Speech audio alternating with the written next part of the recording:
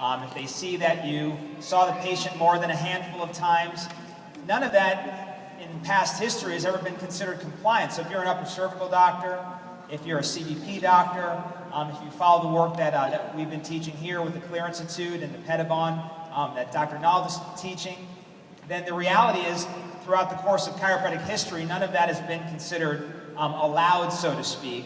And as time goes on, and as more and more of our own profession sort of tries to eliminate the idea of people utilizing chiropractic for great health and longevity and reaching their God-given potential, as that group tries to crunch that, it becomes more important to stop them by being compliant. And so as Dr. Davila has joined the team, along with myself and Dr. Renee and Ashley, our CA coach, and Dr. Nalda, and several other people that have really helped in the process, we've been putting together compliant everything. And it's really the first time in history anybody who's doing lifetime patient care, anybody taking care of children, anybody who's doing wellness, anybody who's doing correction has ever gone through that process. So Dr. Davila has just done an amazing job of really being a researcher in order to actually find documentation to prove that what we do is compliant if you follow the principles here.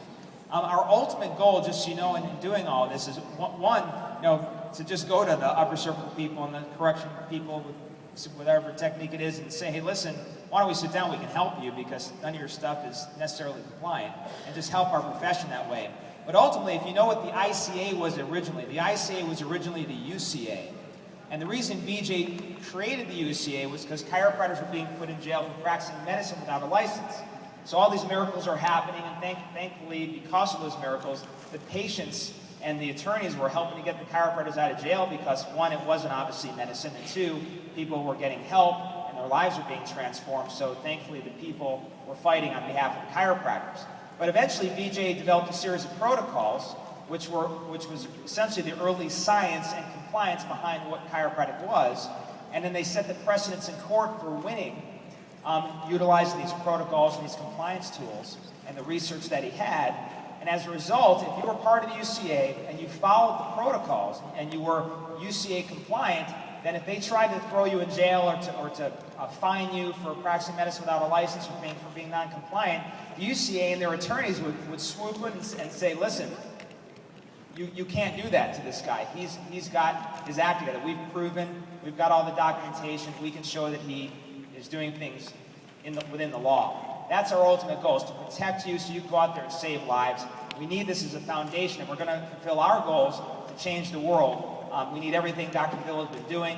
You need it for peace of mind and for ongoing success in the practice, and obviously for the transformation of our whole profession. So he's not just here speaking. He's really been a member of the team. He's done an amazing job. He's here because he cares and he wants to see the world change too. Help me bring up Dr. John Davila.